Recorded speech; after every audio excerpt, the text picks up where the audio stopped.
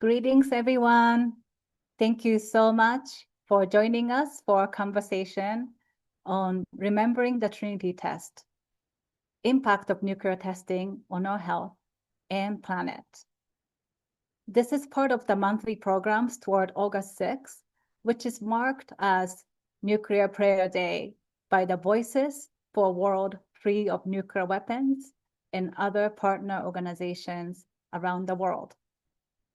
In today's program, it's co-sponsored by Physicians for Social Responsibility Los Angeles, Nevada Desert Experience, and Utah Campaign to Abolish Nuclearism. Thank you so much. And my name is Anna Ikeda from Soka Gakkai International, and I'm part of the Voices as well. I have the honor of co-chairing this year's Nuclear Prayer Day initiative, together with my colleague, Monica Willard of the United Religions Initiative. She is unable to join us today, but she also sent her greetings to everybody. And I will be moderating today's event. So yesterday, July 16th, was the 80th anniversary of the Trinity Test, the first ever nuclear explosion in our history, just a few weeks before the atomic bombings of Hiroshima and Nagasaki in 1945.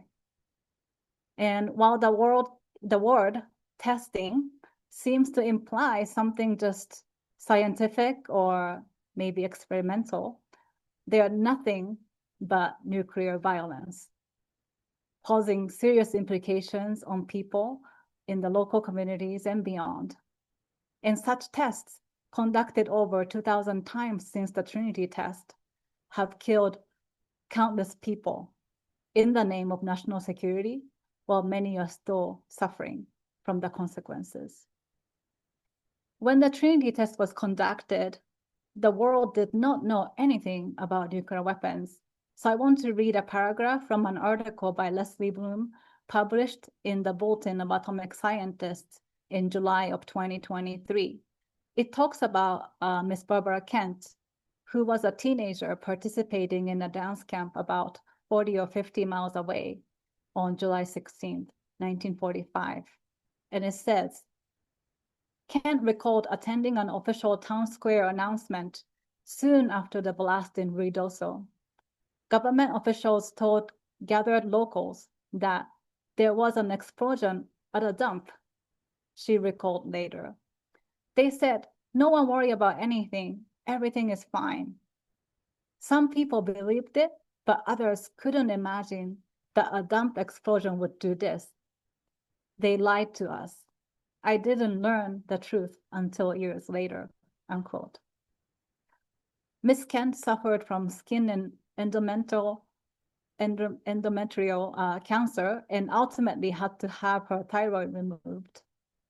Only she and one other of that group of 12 would live past the age of 40. So let us remember all the victims and survivors of nuclear tests today and carry them in our prayers, in our hearts, as we continue to work toward a world free of nuclear weapons. And now I would like to invite Eric Hu, Global Council Chair of the United Religions Initiative, which Voices is a part of, and he will read the nuclear prayer and share a few words. Thank you, Eric. Thank you, Anna. Thank you, Anna. It's an honor to be here with you. And as Anna said, my main and first and foremost role today is to read the nuclear prayer, which I'm going to do with a lovely French accent. Not that I do it on purpose, but it's stronger than me. The beginning and the end are in your hands, O Creator of the universe. And in our hands, you have placed the fate of this planet.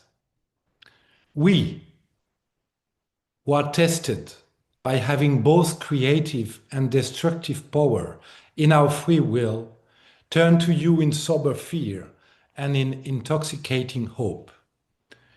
We ask for your guidance and to share in your imagination in our deliberations about the use of nuclear force.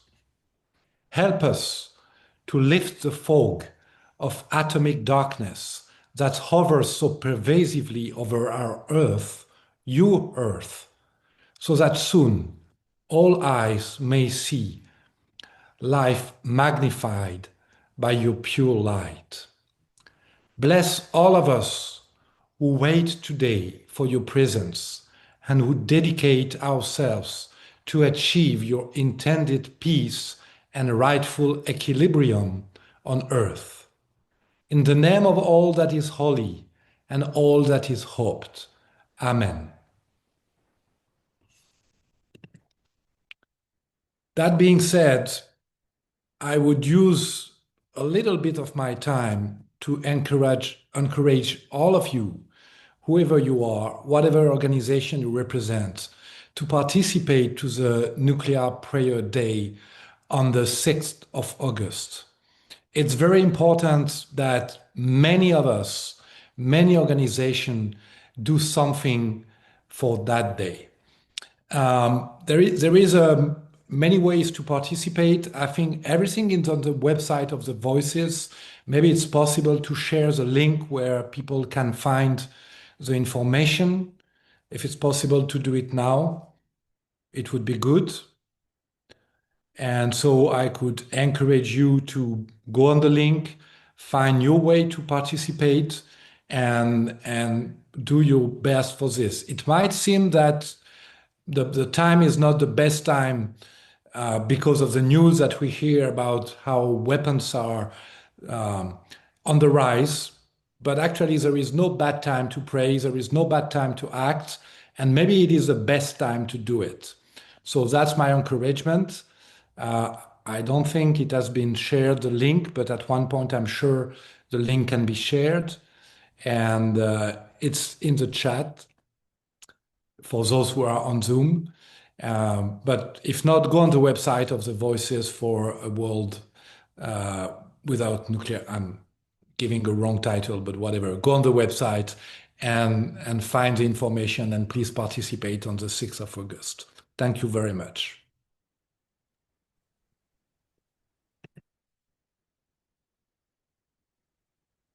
Thank you so much, Eric. We're so happy to have the continued support and partnership with the URI, and we truly, truly appreciate your presence here today. And thank you so much for reminding everybody to go to the website of the Voices for World Free of Nuclear Weapons to find out more about Nuclear Prayer Day. Now we will hear from 5 amazing speakers who will speak on today's theme of the impact of nuclear testing on our health and the planet from different perspectives. Our first speaker, whom I'm very honored to introduce, especially because she just literally arrived in Europe and still agreed to join us after so much traveling this summer, and she is Miss Mary Dickson. Mary is a Salt Lake City Downwinder who is an internationally recognized advocate for survivors of U.S. nuclear weapons tests. She has written and spoken nationally and internationally about the human toll of nuclear testing and has worked to expand compensation for survivors. So thank you so much, Mary, for joining us today to share your story. The floor is yours.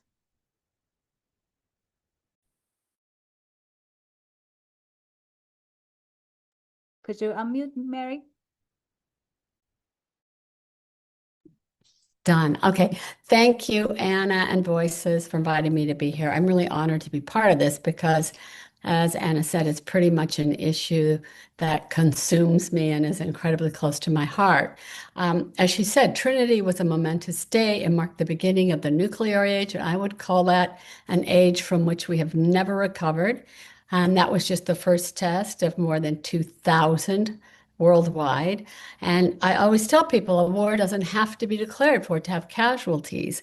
When I consider the countless people around this country and the world who've been harmed all along the nuclear chain, from weapons development, production, and waste storage to 4 decades of testing on America's own soil for us, the human and environmental toll is catastrophic. And it's impossible to know how many lives have been destroyed, but I do know that the Cold War arms race had far more casualties than will ever be acknowledged. And I'm one of those casualties.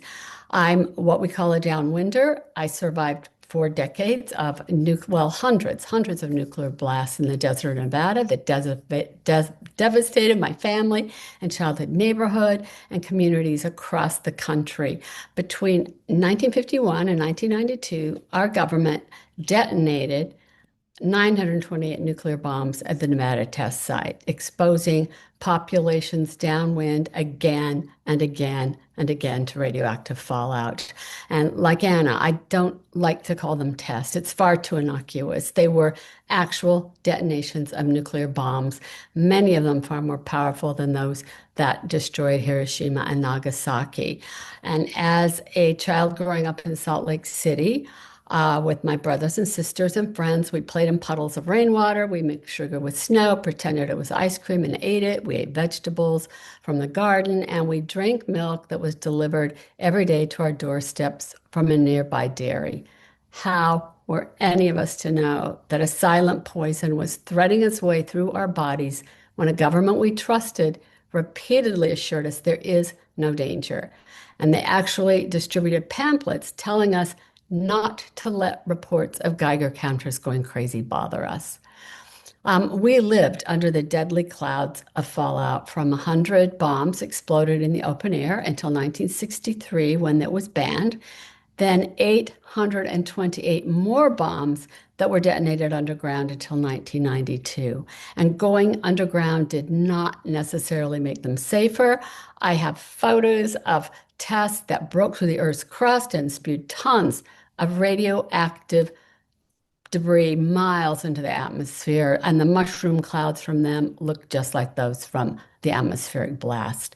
And the winds, just as meteorologists predicted, they blow from the west to the east in the United States. So they carried that fallout across the entire country, just as predicted, where it was measured as far away as upstate New York and even Canada. And that affected communities across America. And this, I hope you can see it, is a map by Richard Miller that shows where that fallout went. That was just from 3 tests, what he has on there.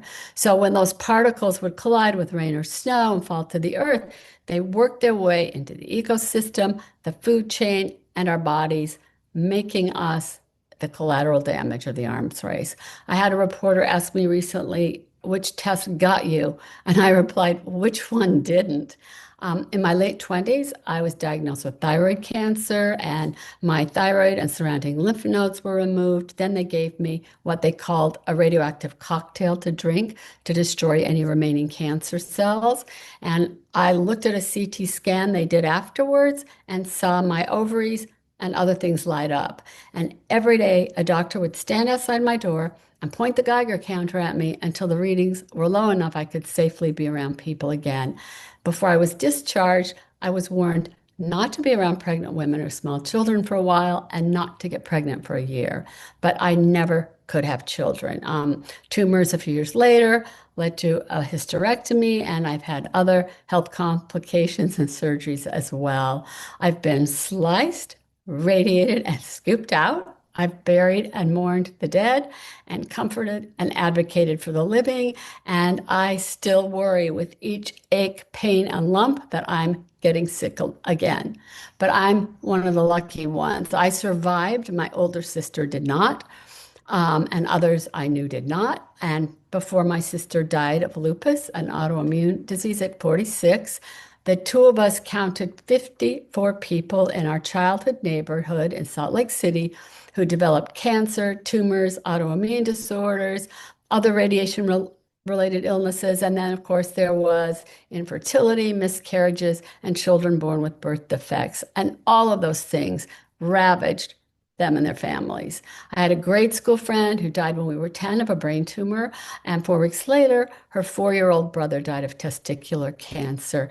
Their mother, years later, told me that she had actually asked the pediatrician if it was a coincidence that 10 other people in our neighborhood had brain tumors as well.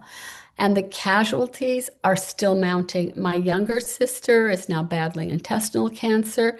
And just last week, she called and told me it has spread to her breast, her bladder, and her brain. And our youngest sister is plagued with autoimmune disorders. I think of all the downwinders I work most closely with in Utah, and I am the only one still living. And one of them, she battled multiple cancers before dying. She would always say, "We're veterans of the Cold War, only we never enlisted, and no one will ever fold a flag over our coffins." So the legacy of suffering from those detonations did not end when the explosion stopped. People are still being diagnosed. Their cancers return. They have health complications. They face crippling medical bills that have bankrupted many. And the psychological and emotional damage, like our scars, runs deep. And worse, the genetic damage we know can be passed to the next generations. So we are still living with fallout. And it pains me that most Americans, even in my state that was heavily blanketed with fallout, don't know that our country tested more nuclear weapons than any other country. They don't know where fallout spread or that they themselves may have been affected, because sadly, the vast majority of those impacted will never know they were. When cancers can take years, decades after exposure to show up, it's hard to connect the dots. Had we become ill or died immediately following those blasts, it would have been a national catastrophe, and the public would have demanded an immediate end to testing. But if they show up 20, 30, 40 years or so later, we become invisible. And I've spent the last 40 years writing and speaking about what nuclear weapons did to us. And I've worked with survivors across the country to raise public awareness and to push the government for recognition and amends. And all that time, I've heard countless heart-wrenching stories from other survivors of Trinity, of the test in Nevada, of uranium miners and workers, many of them on tribal lands, and of people who lived near contaminated sites where uranium was processed, plutonium produced, or waste stored. And always they tell of endless loss, suffering, and grief. And each story represents hundreds, even thousands more, and they echo those of survivors worldwide. And recounting our stories is incredibly painful, but it is absolutely necessary that we continue to bear witness to the enormous price we've paid for the sake of nuclear deterrence. And sometimes when the weight of all that sorrow I carry feels too heavy, my cousin who lost her husband to colon cancer reminds me, your story didn't end tragically so that you could carry the tragic story forward. And I do feel an incredible responsibility to keep our stories alive, because they are not relics of our past. They're very much a part of our shared ongoing reality. And we suffered and continue to suffer because of the reckless actions of a government that knew the lethal and lasting effects of radiation. But in the race to claim nuclear superiority, they sacrificed their own citizens, then denied, lied, and covered up the consequences. So I always say it wasn't Russia's bombs that got us, it was our own governments. And as I said, we've struggled for decades to push legislation that would expand compensation to include more of us who have waited so long for justice. That expansion, surprisingly, was included in the big, and I'm not going to call it beautiful, budget bill that was signed into law on July 4th. It's the biggest expansion we've seen and long overdue. The 1990 Radiation Exposure Compensation Act was very limited. It covered a handful of counties. And now, while my family and I and thousands of other survivors in Utah, New Mexico, and Idaho, and parts of Arizona have been added to eligibility for compensation, it's a bittersweet victory, because tens of thousands of communities are still excluded. Many we worked with were cut from that addition to the bill.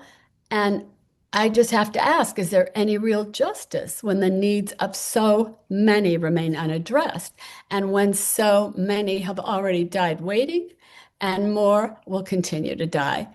But this is what's painful most of all for all of us is that no amount of compensation can ever bring back what we've lost and the loved ones we've buried.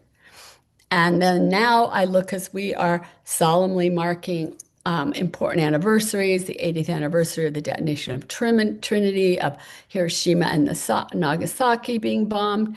We unbelievably find ourselves on the brink of a new and more dangerous arms race, or worse. As global tensions flare, the specter of nuclear conflict has resurfaced.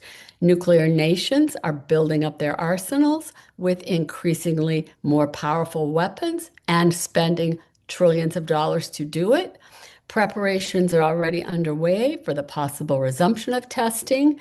And it just makes me wonder if we've learned anything from the tragedies of the past. I think it is more critical than ever that the voices of those of us who have lived with the devastating and lingering consequences of nuclear weapons be heard and amplified. Our voices, our insights and perspectives are as important as those of policymakers, think tanks, and weapons experts. We have lived it, and we must be included in any discussion of nuclear policy so that we can take these weapons out of the realm of the abstract and drive home the very real effects they have on actual human beings. Our lived experience serves as a powerful warning of what's at stake for all of us. Nuclear weapons, which can never be used and do not make the world safer, must not be part of our future. We can't undo, obviously, what's already happened, but my hope is that we do all we can to ensure that populations worldwide are never again deemed expendable for the sake of national security, and that future generations never have to live with the same fear and consequences we have endured. Somebody asked me at a conference, well, what is justice for you? And I said, the ultimate justice is to at last bring the nuclear age to an end and rid the planet of these civilization-ending weapons. Because if I've learned anything from my experience as a survivor of those weapons, it is that we all live downwind. Thank you. Wow, thank you so much for your continuous courage to keep sharing your story, the story of your family and your community, despite the pain and sorrow. Thank you. It really moves me deeply every time I hear it. And I really hope that more people will hear stories like yours and really decide that nuclear weapons do not make us safe. And thank you so much for mentioning the record expansion.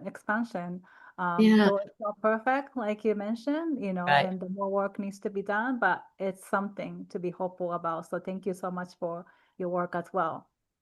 Thanks. Thank you, Mary. I will now invite our next speaker, who is another colleague from Utah, Pegasus Blaise.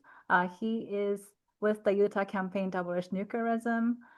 Since 1997, Pegasus has volunteered with several Southwestern nuclear abolition nonprofits, helping such groups with events and inspiration for the long haul to create a world free of nuclear weapons. Thank you so much for joining us today, Pegasus. Thank you, Anna.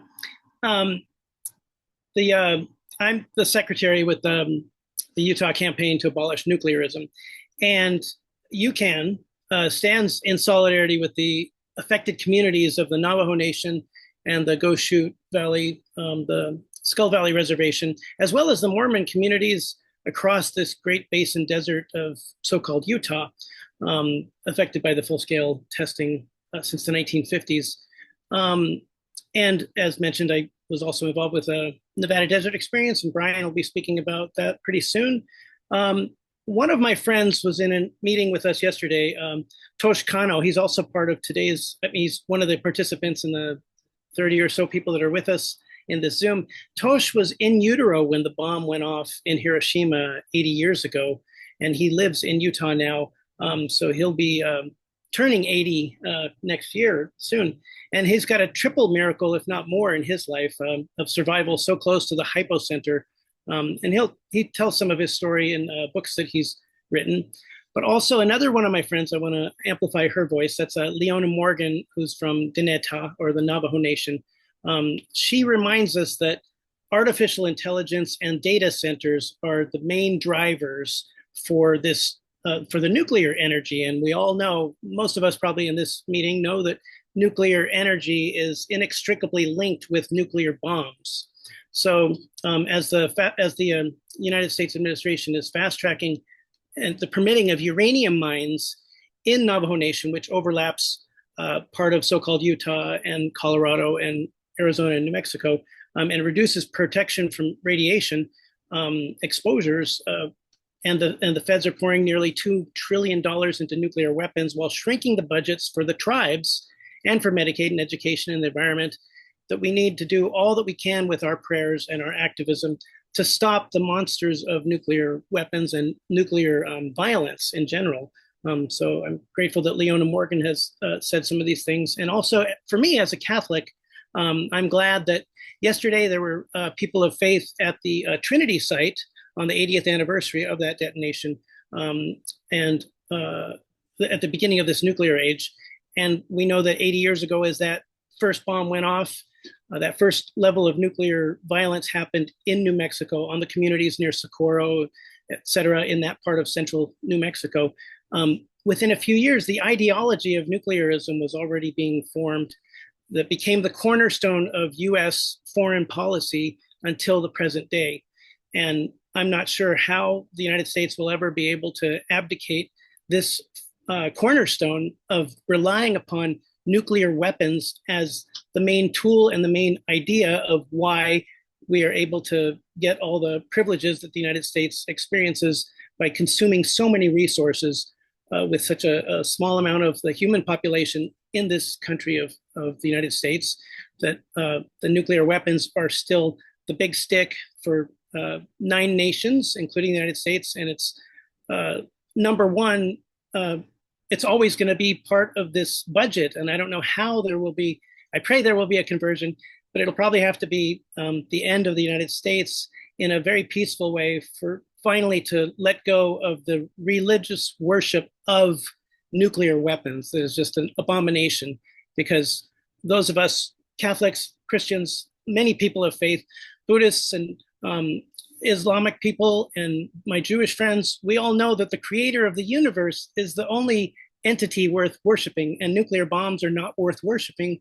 But that is what our government does. That is what the budget, if you look at the budget for the United States, it is all about putting our resources into nuclear weapons. So I pray that we will be able to stop that through our activism and all the goodness that people have, that the consciousness that we have, and are activating our consciences, especially the people that push the money in the Congress, and those people that are in the executive branch of the United States, as well as the the Supreme Court. There's a lot of different ways that maybe the United States would be able to convert from the religion of nuclearism to something else. But I'm glad that I'm able to help with the Utah campaign to abolish nuclearism. And we continue to have our meetings and our webinars, our seminars online. And we also wanted to point out that Northrop Grumman in Utah right now is building the next generation of ICBMs. And the Mormon Church years ago stood against the MX missile, and other religious groups in the 80s also stood against the idea of these ICBMs in the desert. And we need people of faith and everybody else as well to stand up again against Northrop Grumman, using all this money from the LDS church investments, from the state of Utah and from the federal government, to contaminate the psyche of Utah by building all the replacement missiles for the intercontinental ballistic missiles, the ground-based strategic deterrence of nuclear weapons here in Utah. So Northrop Grumman is very sinister and a problem in absorbing all that money, using it for weaponry instead of what people could do with the resources that we have to help support unhoused people, to help support people who need medical care, all the different good things for education that we could be doing with money instead of using it to create more nuclear weapons and create more of this cycle of violence that nuclearism is. Thanks for your time today.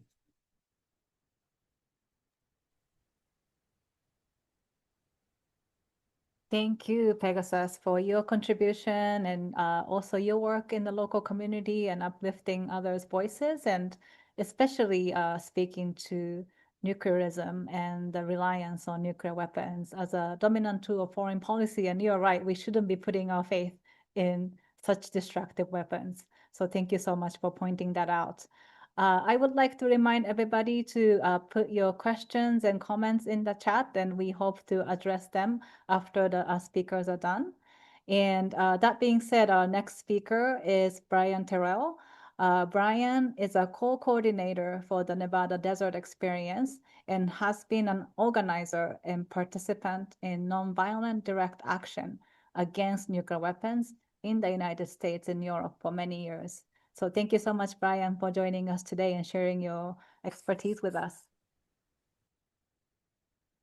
Thank you. This is thank you, Mary and Pegasus. Yeah, so NDE began in 1982 with Franciscans and Catholic workers, and since then has established more of a faith-based, broad faith base, including Friends who would be more comfortable being described as people of hope than people of faith. And our focus is protests at the nuclear test site, now the National Nuclear Security Site.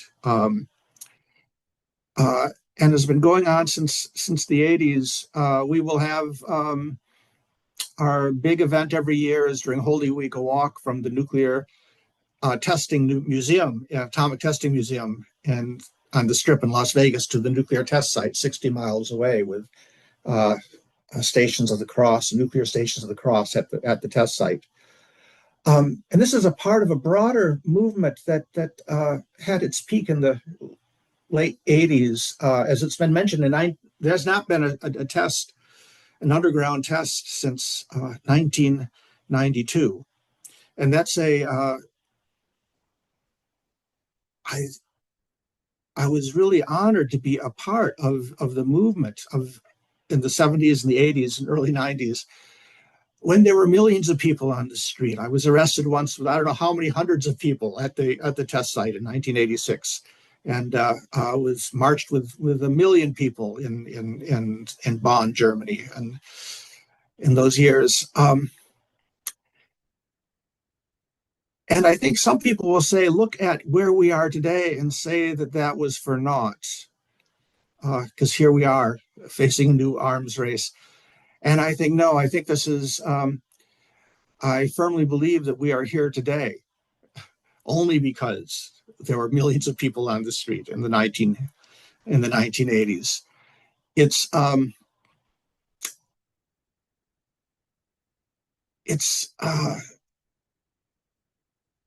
We can't, though, wait for a mass movement. A mass movement doesn't come because out of nowhere. Mass movements happen because people are willing to stand up by themselves, gather together a few friends on a street corner, write a letter to an editor, bring up a prayer at church. This is what we need. Again, if this had not had, I'm convinced that if it were not for the uprising of people in that time, left unchecked, the arms race of that time would have ended human life on this planet years ago. And we must do it again. I think Mary was talking about the new arms race, and it's very frightening, very concerning. One of the things I see is that the notion of mutually assured destruction the idea that all sides knew that if nuclear war started, it would not end with a winner. And a peace based on mutually assured destruction is not a real peace. President Eisenhower called it humanity nailed to a cross of iron. But it kept us from blowing ourselves up. Today, if you see the Joint Chiefs of Staff and you hear what things coming out of Russia as well, we have leaders talking about winning a nuclear war, actually winning.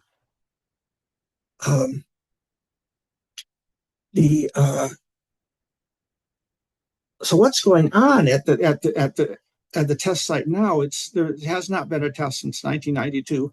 It's not all of a thing of the past. They're subcritical tests.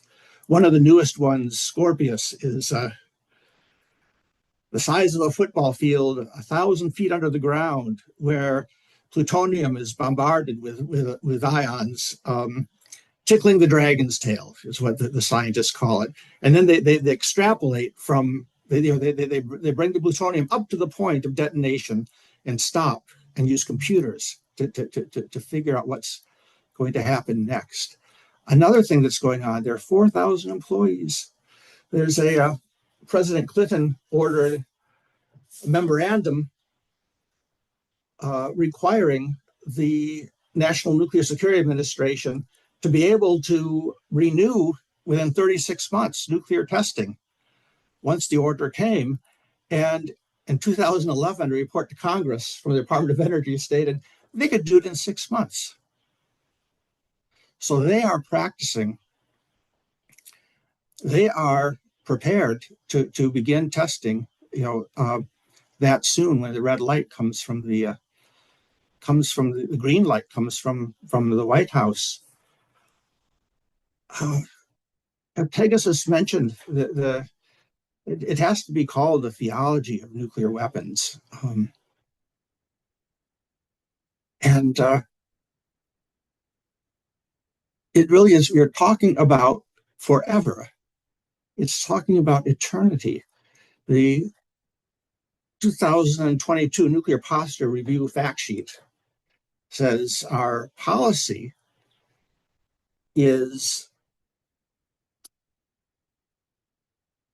although the fundamental role of U.S. nuclear weapons is to deter nuclear attack, or more broadly, deter all forms of strategic attack, they allow us to achieve presidential objectives if deterrence fails. And it's the President of the United States who will decide when that is needed and will achieve the presidential objectives in that case.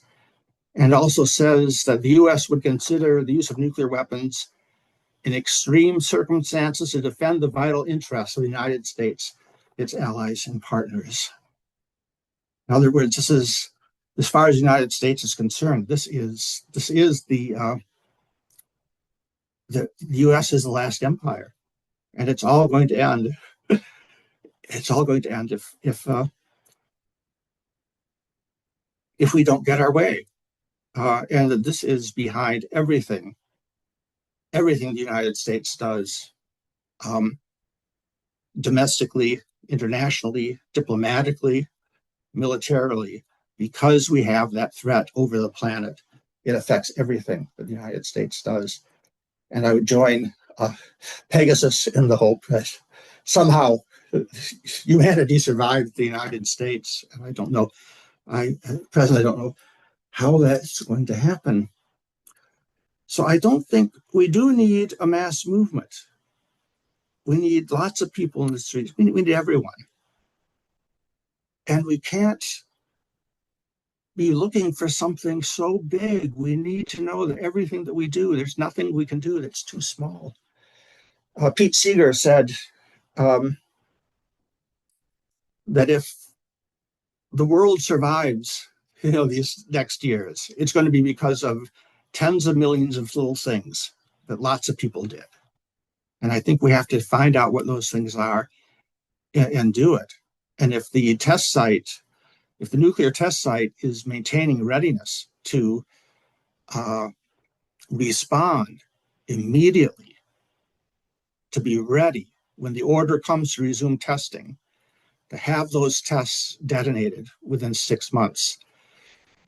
We are obligated to keep ourselves ready for that announcement and to respond massively and to say no to this. And it's the universe, the world depends on us doing that. So, thank you.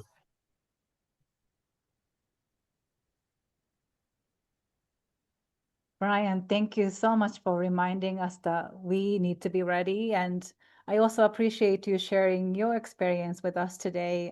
It reminds me that there are many people like you who have been fighting for nuclear abolition for many decades, and we cannot lose hope. So thank you so much.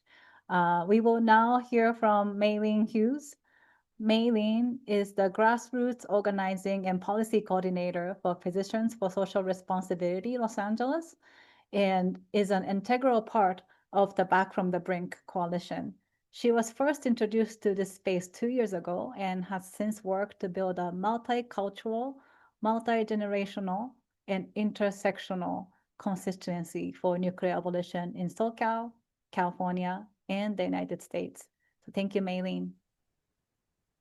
Hi, everyone. Thank you so much for having me here, Voices and URI. And I'm very honored to be speaking alongside some amazing speakers on this call. I may be the youngest person on this call. I'm only about 24 years old, but I am part of a new generation of nuclear abolitionists. I came into this movement about 2 years ago, as Anna said, and in that time, I have grown as an organizer, a learner, and someone deeply committed to justice. So thank you all so much for welcoming me to this space and passing the torch of your experience and your knowledge in this fight. As we mark the 80th anniversary of the Trinity Test, I just want to ground us in the truth that nuclear weapons have always been built on sacrifice. The Trinity Test wasn't just a scientific milestone, it was an act of violence. It blanketed downwind communities in New Mexico with radioactive fallout that still harms generations today. The United States alone conducted over 1,000 nuclear tests, with consequences never fully disclosed and harms never fully addressed. Globally, the legacy of nuclear testing is one of displacement, disease, and abandonment. The Marshallese people still live with some of the highest radiation exposure on Earth. In French Polynesia, France carried out nearly 200 tests without informed consent. And in Kazakhstan, over 450 Soviet detonations exposed entire villages. And here in the United States, the Western Shoshone Nation's land was used for more than 900 nuclear tests. These weapons have poisoned the land, water, and air wherever they've been tested, stored, and produced. Entire islands in the Marshall Islands remain uninhabitable. Downwinders in Utah and Nevada face high rates of cancer and birth defects. On Navajo land, uranium mining has contaminated drinking water and caused lasting health crises. These impacts are not just history, but they are unfolding today in real people's lives. And this is a main reason of why I organize and do what I do. Nuclear weapons are not just a foreign policy issue. They're a public health issue, an environmental issue, and a racial justice issue. They reflect the legacy of harm that's been ignored for far too long and a future made more dangerous every time we choose weapons over care and secrecy over truth. So this past June, I joined dozens of activists and community leaders in Washington, D.C. for DC Days with the Alliance for Nuclear Accountability. We met with congressional offices with groups of folks living near waste sites and production sites from across the country. And every time I walked into a meeting, I carried the voices and stories of those who've lived through the consequences of nuclear testing and waste. I left DC feeling energized because of the amazing people I was surrounded by all week and got the chance to lobby with. Every story I heard reminded me of how much more I have to learn and how much more I want to do in this fight for compensation, cleanup, and ultimately prevention. In my role with PSR-LA, I help lead local and statewide grassroots organizing for the Back from the Brink campaign that brings these issues directly to members of Congress. We work to build relationships with elected officials, getting more co-sponsors on resolutions like House Resolution 317, and raising nuclear consciousness in our communities. House Resolution 317 is one of our most important tools that we have right now. It urges the United States to lead the world back from the brink of nuclear war and to halt and reverse the nuclear arms race. And just yesterday, it was announced that there is a Senate companion bill being introduced on the Senate side of the House. It calls for a shift in the United States nuclear policy away from endless funding for nuclear weapons and towards investments in environmental remediation, just transition for workers, and real recognition for the communities who've been harmed, in addition to the reinforcement of the moratorium of nuclear weapons testing. But getting this resolution co-sponsored does take organizing. It takes us working to build a constituency, getting constituents showing up, attending meetings with us, making calls, and telling their representatives that this is an issue that matters to them. The work that I'm doing connects people who are directly impacted with the people who are supposed to represent them. We are building pressure that cannot be ignored. It does take time to educate, to build trust, and to mobilize communities. And it's really hard to do that in California because it's such a big state. But the reason why I stay in it is because I've seen how transformative the work can be.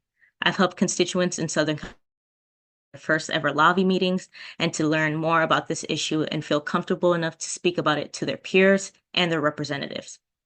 I've seen what happens when a member of Congress hears from their constituency that they care about this issue and they want them to take a stance on it. We can't continue to allow Congress to sit on their hands when the threat is even more immediate today than it has ever been. When we talk about nuclear weapons, we have to remember that we're not just fighting to prevent future use. We're fighting to repair the damage that has already been done. That means full funding for cleanup and medical care. It means the passing of legislation like the Radiation Exposure Compensation Act and expanding it to include those who are still left out of it. It means listening to those who've lived through testing and mining and centering their leadership in every solution we fight for. We cannot allow another 80 years to pass without meaningful action. The people who have been most affected by these weapons deserve justice in their lifetimes, and we as organizers must keep pushing until justice is delivered. What does give me hope is that I'm not in this fight alone, and I'm part of a growing movement of people who refuse to stay silent. I get to organize alongside elders in the movement who have carried this work through decades of resistance, young people who are stepping up with fresh energy and clarity, and communities who keep fighting back because they have no other choice. We see the money being poured into weapons while our communities go without housing, healthcare, and clean water.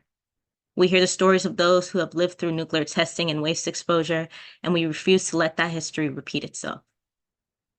So as we remember the lives lost in Hiroshima and Nagasaki, we hold close to stories of those who survived and have spent the last 80 years reckoning with what happened, without justice, recognition, or repair. Their pain is not a distant memory. It is a living reminder of what nuclear weapons truly do and who they harm first and worst. We honor them not only with remembrance, but with action.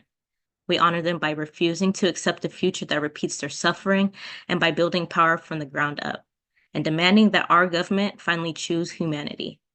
This is the responsibility that we inherit and the opportunity we have to make sure that no one else ever has to live through what they did, not just here in the United States, but around the world. So thank you all so much for having me.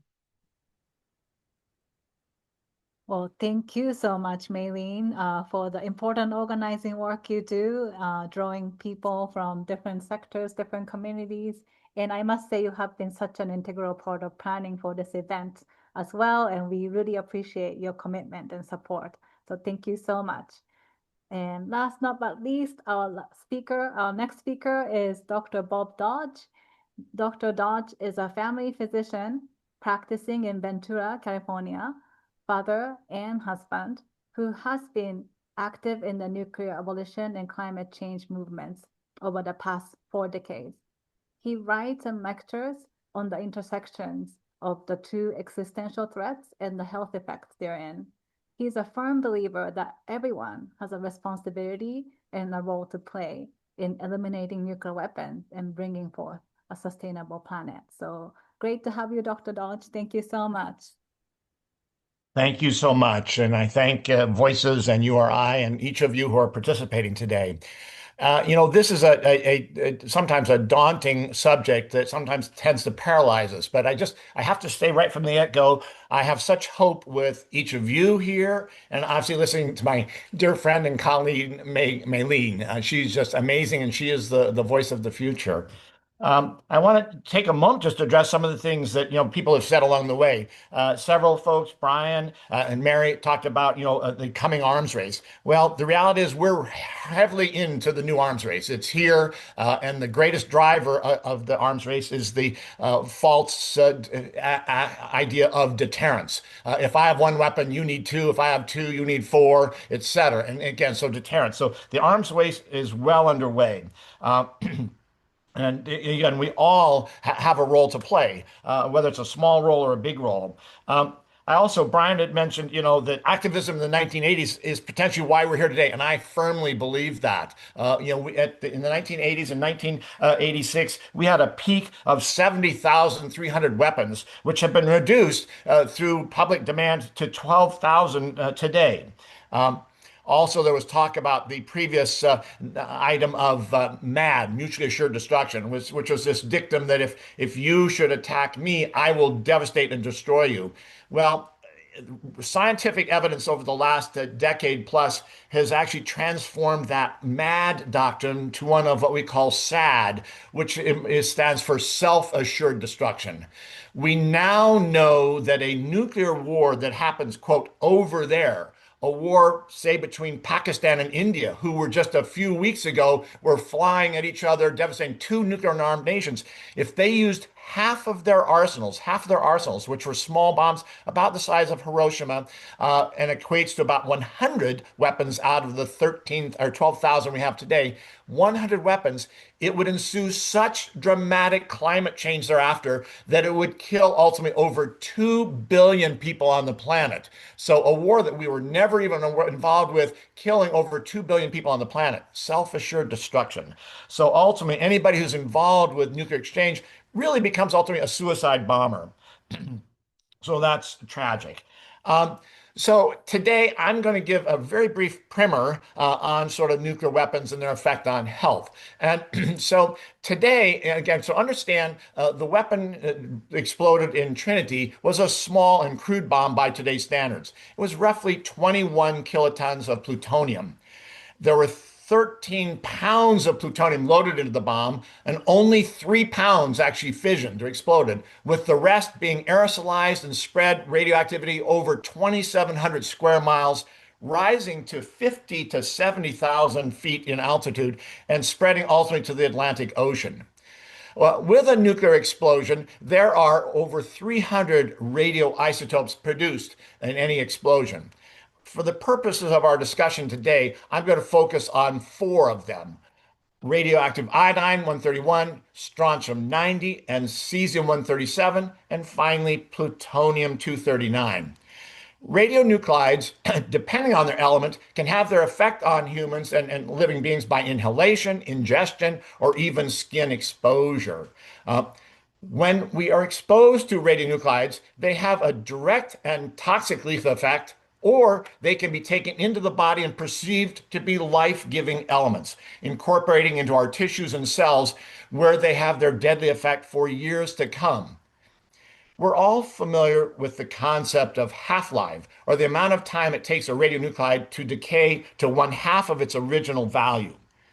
However, it's important to understand a concept called the hazardous life, or the duration of health risk from those radionuclides. That equates to 10 to 20 half-lives. So individually, coming back to iodine-131, upon entering the body, either by inhalation or ingestion, it's incorporated into the thyroid gland, which uses normal iodine to make its thyroid hormone. So the radioactive iodine looks exactly the same and is inhabited into the thyroid gland, where it emits beta radiation and ultimately can cause thyroid cancer. It has a half-life of 8 days, or a hazardous life of, if you will, roughly 160 days. Strontium 90, okay, looks to the body like calcium, okay, and it's therefore taken in and deposited in bone and teeth, particularly baby infant teeth, where it can cause bone cancers or leukemias in the years to come. It's important to note that strontium 90 is not a naturally occurring substance. It only comes from nuclear explosions. Interesting enough, it has a half-life of 28 years or a hazardous life of 560 years. There was a study in 1958 called the baby tooth study, some of you may be familiar with. They collected over 320,000 children's teeth and identified strontium 90 in those teeth, okay, a non-naturally occurring radionuclide that can cause cancer. That discovery by physicians, things that ultimately led to the limited test ban treaty signed by President Kennedy in 1963, which eliminated atmospheric testing and made it all underground from that point forth. The next element is cesium-137, which is a very powerful gamma emitter, which looks to the body and any living organism like potassium. So it's distributed throughout the body, and in the body is capable of causing cancer in any organ. It too has a half-life of 27 years or a hazardous life of 540 years. So, and due to the ubiquitous nature of potassium in all living things, it's incorporated into plants and into our food chain, and that's where people ingest it from animals who've eaten the grasses or from the plants themselves. Finally, I want to talk about plutonium-239, which is an alpha emitter. This is one of the most toxic substances on our planet. A few millionths of an ounce, if inhaled, will cause cancer at a virtual 100% statistical certainty. Again, this one has a half-life of, excuse me, of 24,000 years, 24,000 years, with a hazardous life of 480,000 years, 500,000 years.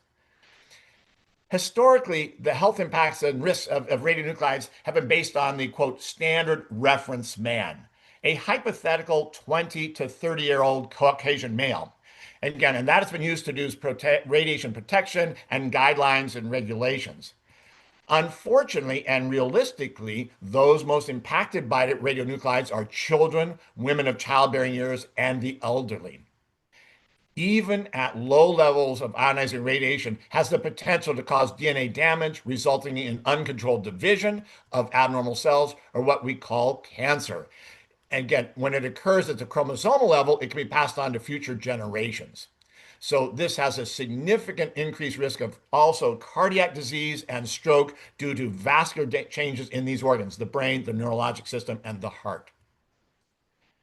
Tissues most directly affected are rapid growing tissues like skin, hair, which we see in radiation sickness, but bone marrow, intestines, and where radionuclides are deposited, including the thyroid and bone, as we talked about. The other aspects that we see is when radionuclides are taken into the body, either breathed or inhaled or swallowed, they can also cause what we call aerodigestive cancers, which are those occurring in tissues such as the mouth, the throat, the esophagus, and the stomach. The final area I want to talk about is background radiation. Background is the amount of radiation that exists normally in our everyday lives, like sitting in the sun, taking a plane trip, sitting on a granite rock, or even eating certain foods. All have background levels of radiation. In 2006, however, the National Academies of Science presented a landmark report called the Beer 7 report. That stands for the biologic effects of ionizing radiation. They established a linear no threshold concept, which translates to any exposure to radioactivity above background, even the smallest amount, increases your cancer risk. Unfortunately, our current administration, with its push to promote nuclear power and the rebuilding of our nuclear arsenals, is seeking to discredit this science, implying that little bits of radiation is actually good for you, an outdated and defunct theory called radiation hormesis. So, transitioning to the nuclear Trinity explosion, there were ranchers and their cattle living within 12 miles and 500,000 people within a 150-mile radius. Exposure rates near ground zero, we know, actually equated to up to 10,000 times current allowable levels. The first victims in the very first months thereafter were American children, both in utero and infants, with a marked increase in infant death rate observed in the 3 months post-explosion. In the years and decade following the blast, people began developing cancers of the thyroid, leukemias, and other types of cancer, in addition to heart disease and other health issues. These health effects continue to this day. While it's difficult to state with certainty in any individual diagnosis what the absolute cause was, these radionuclides are definitely known to cause certain cancer types, so-called incident cancers. And when these are identified, it's highly suspicious there's a causative effect. So today, 80 years later, radiation levels around the site continue to be 10 times that of background, putting those exposed at risk. The entire nuclear legacy, as we've heard from other speakers, from its mining to processing to testing, bombing, storage, waste, is one of racism, sexism, and ageism. The continued existence of these weapons puts everyone and everything we care about at risk every moment of every day. We must eliminate these weapons before they eliminate us. As I said at the beginning, we all have a role to play. One of the things that gives us hope is House Resolution 317, which calls for the U.S. to take a leadership role in the world to abolish these weapons. I encourage each of you to look at that, encourage your elected officials to sign, to co-sponsor, and if not, demand why. Thank you for your time. Thank you, Dr. Dodge, for sharing your knowledge, scientific expertise, and especially on the impact of nuclear weapons on our health. And not only that, I think you have such a way to share from your heart. So thank you so much. We passed the hour mark now. I can't believe it, but I hope everybody feels enriched, learned something new, and deepened your commitment. And as Dr. Dodge just said, everyone has a role and we have to be ready to act. So I want to really thank everybody for sharing your comments and resources in the chat. And I'd like to remind everybody to once again check out the Voices Nuclear Prayer Day website. And there are many events posted in our calendar. And we also will have Voices Zoom event on August 6th as well. Thank you so much for sharing that on the screen. So to conclude, I would like to now invite each panelist to come join me in this virtual stage. And just, I would like to ask each of you to share just a couple minutes of reflections. You can either, touch upon each other or anything that's coming to you, anything you want to reference in the chat. Thank you so much once again for your contribution. I'm going to go in the order that I'm seeing in the screen just to change things up. So I see Brian first. Well, thank you. Yeah, the urgency that we just heard from Dr. Dodge of it, the mentality of our time. It's not just the war planners think we can win a war, but the years of reduction, all the great progress is being regarded today by the National Nuclear Security Administration as years of neglect. To be compensated for, they are now calling the program now developing these new nuclear weapons is called stockpile stewardship. Stewardship, and that's President Obama coined that term in 2009. In 2008, he ran for president saying this should be the last generation that fears nuclear weapons. And a year later, he says, we need to hold our nuclear weapons as a resource. We need to practice stewardship for it, and to reverse this arms race, we really need to reverse the way people are thinking, and just remind people that they need to be very, very frightened, and hopeful, but frightened too. Absolutely. Thank you, Brian. I see Dr. Dodge next. Again, I just want to say how much I appreciate each of you and your work and effort. And I'm convinced that working together, we can solve this problem. We have a heavy lift, a heavy task. But again, I just so appreciate that. And I mentioned again, Maylene, I want to thank you so much for your energy and commitment. And I look forward to working with each of you. So Thank you, Dr. Dodge. And now let's pass to Maylene. Yeah, I just want to thank you all for having me. It was very inspiring to hear your remarks, and I learned a lot, and it just makes me want to keep moving forward. There's been a lot that I've been learning about on the waste side and the weapons side. There's things that are happening currently with this new administration that is very scary and that should be brought to light.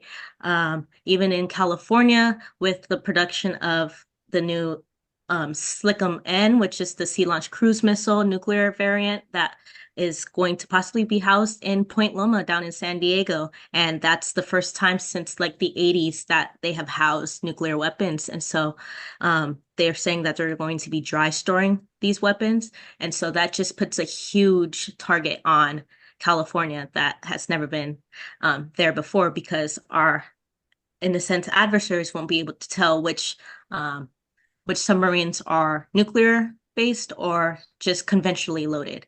And so this is very scary. There is a new plutonium pit production research being done, which means that there's going to be a lot of plutonium traveling through our states. And so that is something to look out for, because like Dr. Bob Dodge said, plutonium is one of the most radioactive and dangerous ones that there is out there. And so this waste traveling through our highways is something that we should be on the lookout for and something that we should be speaking up against. So thank you all so much for having me.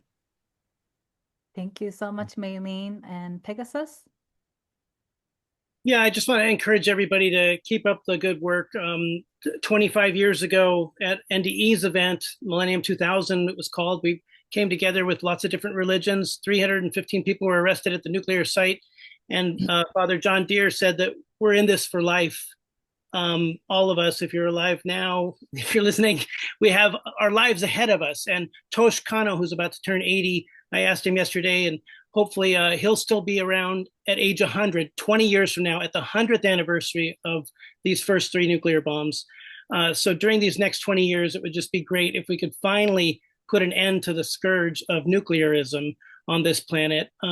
We've got a lot of work ahead of us, and we are in it for life. We have to keep doing this. And I just pray that we will succeed in minimizing the risk of all this radiation, all this radiological hazards, and all the nuclear violence that scientists and countries are guilty of. Absolutely. Thank you so much, Pegasus. And thank you, Mr. Kano, for joining us too. I remember meeting you in Salt Lake City several years ago. So to finish us up, Mary. Okay, I just have to say, like you, Maylene, I learned so much from everybody, and every time I'm on one of these, I learn so much. Thank you, everyone. These are frightening times indeed, but I really do believe in the power of the people. I loved what Cory Booker said. The power of the people is greater than the people in power. And I just think we need to use our voices. We need to speak up.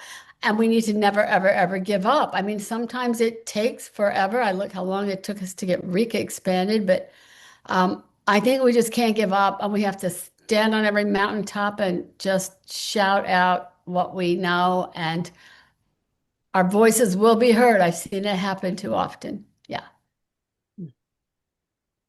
Thank you so much. Coming from you, that's really hopeful. So thank you, Mary. And thank you so much, everybody. It's so great to have you all. And we're going to have recording ready to distribute. So I really hope we can also share with everybody who are not able to join us today. But thank you so much for your time. I hope you can join us again on August 6th. And let's keep working toward a world free of nuclear weapons. Thank you and bye for now.